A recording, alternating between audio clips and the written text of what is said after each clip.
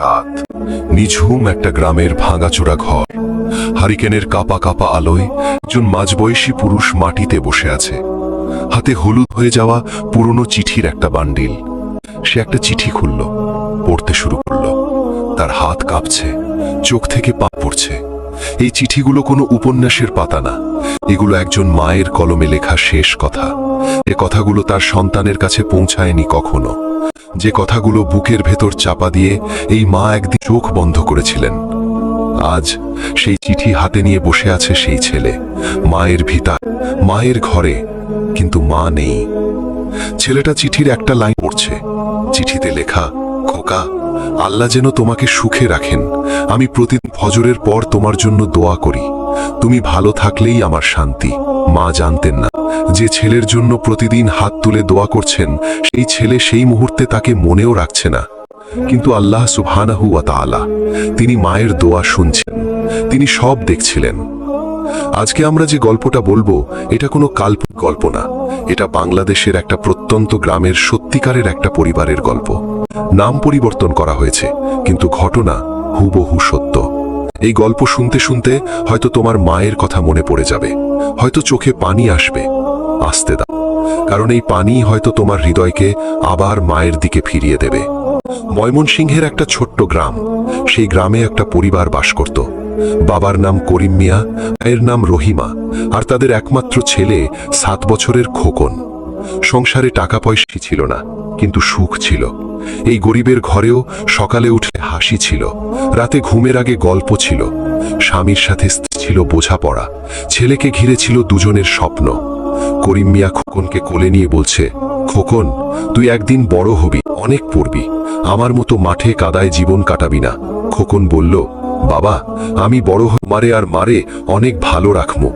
রহিমা হাসতে হাসতে বললেন, আমার সোনা মানিক।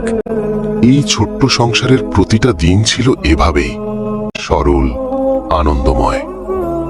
কিন্তু মানুষ কল্পনা করে, আর আল্লাহ তার নিজের পরিকল্পনা বাস্তবায়ন করেন। একটা রাত, করিম মিয়া বুকে ব্যথা নিয়ে কাতরাচ্ছেন। রহিমা ছুটে এসেছেন। গ্রামের মানুষ জমেছে। ভোর হওয়ার আগেই করিম মিয়া চোখ বন্ধ করলেন। খোকনের বয়স তখন মাত্র 8 বছর। সেই রাতে হঠাৎ করে তার বাবা চলে গেলেন।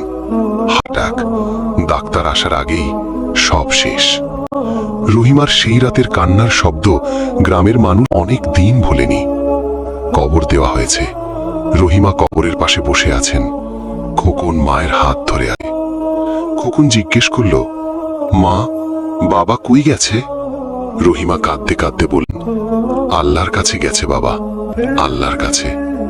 খোকন বলল, বাবা আর আইব না? রহিমা বললেন, না বাবা, আর আইব না। কিন্তু দুঃখের শেষ এখানেই না। করিম মিয়ার মৃত্যুর কয়েক সপ্তাহ পরেই তার দেবর আর পরিবারের মানুষেরা এসে রহিমাকে জানিয়ে দিল।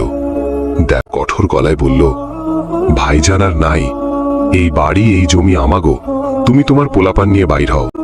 রহিমা বললেন, ভাই, এই সংসারে আমার বিয়ে হয়েছে, এইখানেই আমার পোলার জন্ম, এই ছেলে নিয়ে আমি কই যামু?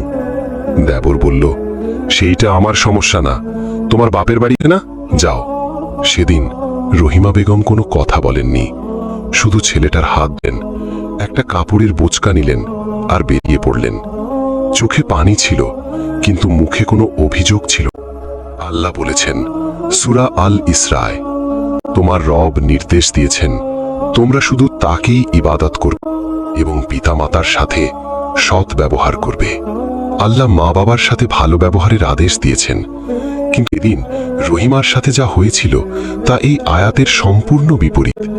মানুষ যখন আল্লাহর বিধান ভুলে যায় তখন অন্যায় হয়, জুলুম হয়। রহিমার বাবা মারা গিয়েছিলেন অনেক আগেই, রেখে গিয়েছিলেন একটা ভাঙাচোরা ভিটা, কিছু জমি, সেটুকুই সম্বল। রহিমা সেই ঘরে ঢুকলেন, ভেঙে পড়ার মতো ঘর। কিন্তু তিনি ভেঙে পড়লেন না, কারণ তার কোলে 8 বছরের একটা ছেলে আছে, আর আল্লাহর উপর অগাধ ভরসা আছে। পরের দিন থেকেই শুরু হল নতুন লড়াই। রহিমা মানুষের বাড়িতে কাজ নিলেন, ধান কাটার মৌসুমে মাঠে গেলেন, কারোর বাড়ির রান্না করেন। ক্লান্তিতে হাত কাঁপে, তবুও থামেননি। কারণ খোকনকে মানুষ করতে হবে, বাবা স্বপ্ন পূরণ করতে হবে। রাতে রহিমা হারিকেনের আলোয় খোকনকে পড়াচ্ছেন। নিজে পড়তে পারেন না, কিন্তু বইয়ের ছবি দেখিয়ে উৎসাহ দিচ্ছেন। রহিমা বললেন, পড় বাবা, মন দিয়া পড়। খোকন বলল, মা তুমি এত কাজ করো, ক্লান্ত না? রহিমা হাসলেন, তোর জন্য করতেছি, এই ক্লান্তি আমার আনন্দ। খোকন বলল, মা আমি বড় হয়ে তোমাকে কষ্ট করতে দিব না, তোমাকে শহরে নিয়ে যাবো, ভালো ঘরে রাখবো। রহিমার চোখ ভিজে গেল। তিনি বললেন, আল্লাহ তোরে নেক সন্তান বানাক বাবা। প্রতিদিন ফজরের আজানের সাথে সাথে রহিমা জায়নামাজে বসতেন, 2 রাকাত নামাজ পড়তেন, তারপর হাত তুলতেন।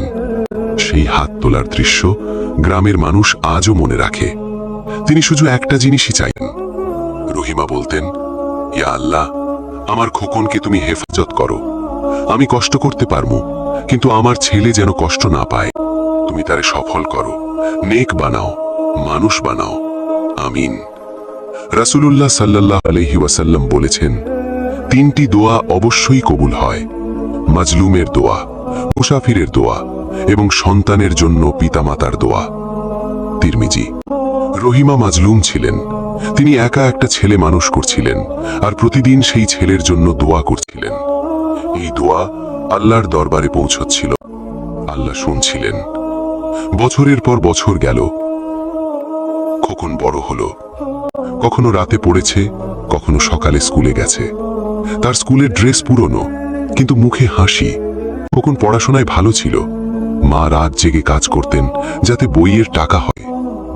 পরীক্ষার ফি জোগাড় করতে কখনো কারো কাছে ধার করতে হয়েছে, কখনো রহিমার নিজের গায়ের গহনা বিক্রি করতে হয়েছে, কিন্তু কখনো ছেলেকে বলেননি, কারণ তিনি চাইতেন সে শুধু পড়ায় মনোযোগ দিক। পরীক্ষার দিন খোকন দৌড়ে এসে বলল, মা মা আমি ফার্স্ট হয়েছি, বৃত্তি পাইছি। রহিমা কাঁদতে কাঁদতে ছেলেকে জড়িয়ে ধরলেন, বললেন, আল্লাহর শুকরিয়া, আল্লাহর শুকরিয়া। বৃত্তি পেয়ে খোকন শহরের কলেজে ভর্তি হল, তারপর বিশ্ববিদ্যালয়। রহিমা একা গ্রামে রইলেন।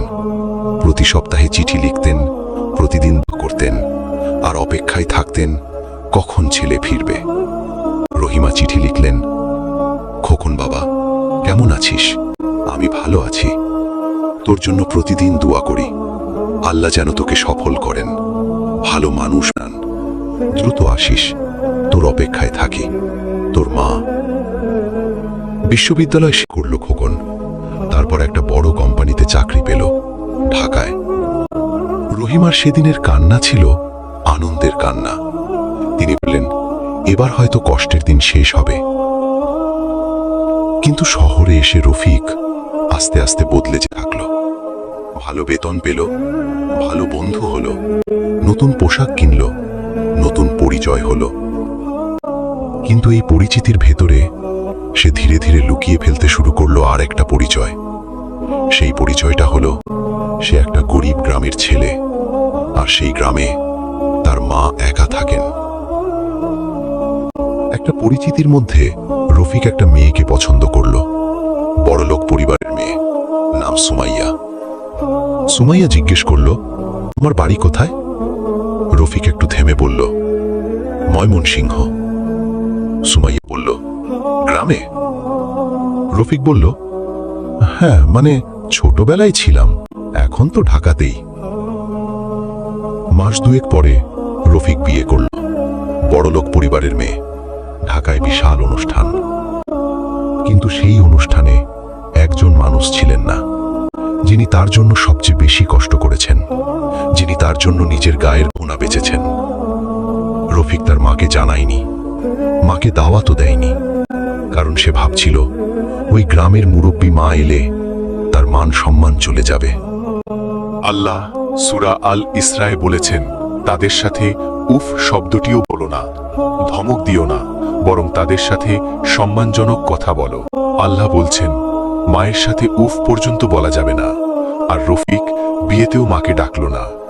কিন্তু রহিমা, তিনি জানেন না, গ্রামে বসে তিনি সেই দিনও ফজরের পরে হাত তুলে দোয়া করেছেন। বিয়ের কথা একদিন কানে এলো রহিমার। গ্রামের কেউ একজন বলেছে, সেদিন রহিমা কেঁদেছিলেন।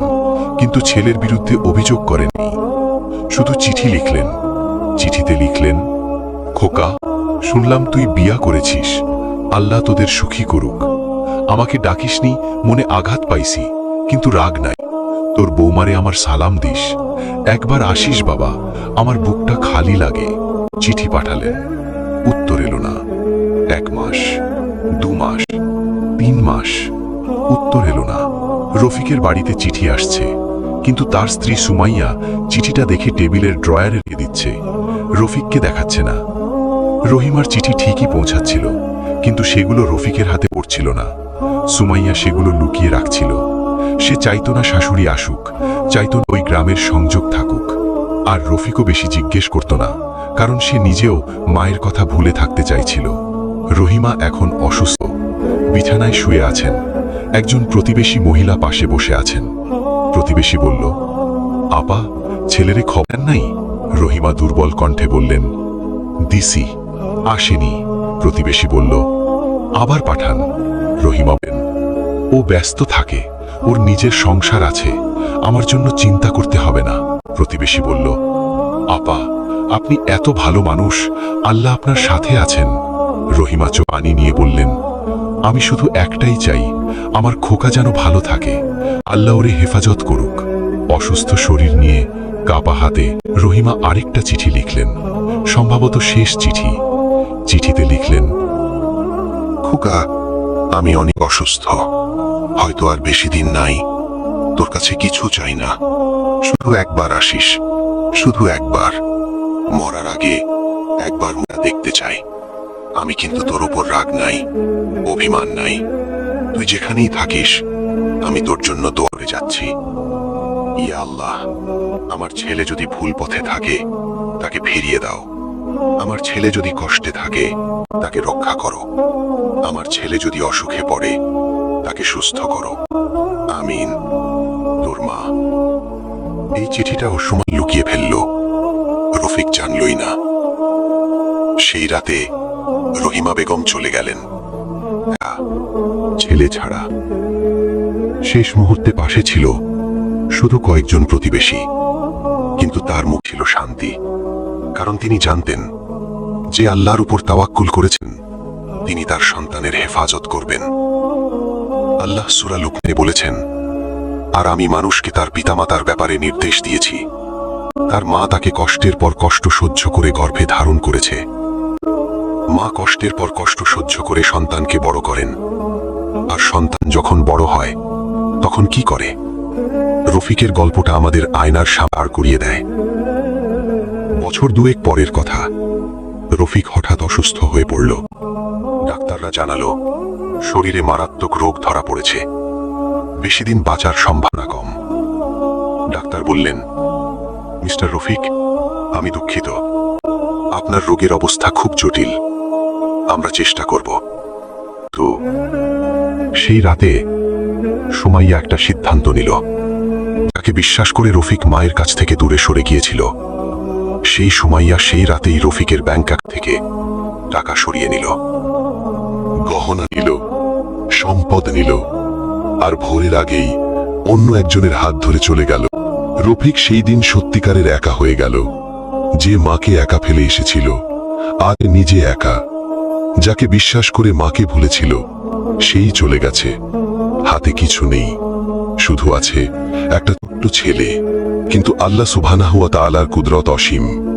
ডাক্তাররা যাকে বাঁচার সম্ভাবনা নেই বলেছিল, সে আস্তে আস্তে সুস্থ হতে শুরু করলো। ডাক্তাররা নিজেরাও অবাক, কিন্তু আমরা জানি এটা কেন হলো। একজন মায়ের দোয়া, যিনি মারা যাওয়ার আগেও ছেলের জন্য দোয়া করেছিলেন, সেই দোয়া আল্লাহ কবুল করলেন। মা নেই, কিন্তু মায়ের দোয়া কাজ করছে।